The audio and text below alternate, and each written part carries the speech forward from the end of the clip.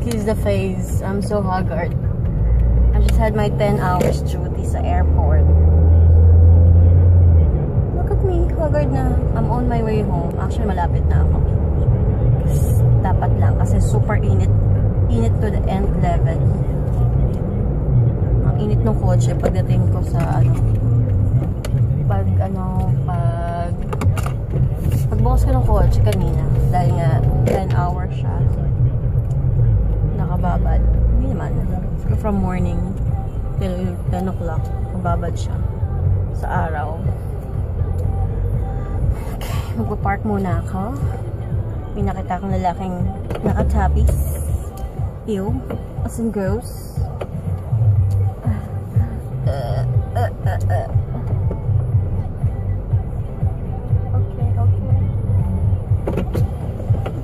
Paano kaya kung mahabaran siya ng tapis? What would be my reaction? Ayun, baka mabangga ako to sa sasakyan. Patingin-tingin pa siya. Yuck! Ew! Gross! I'm home! I survived this day. See you later.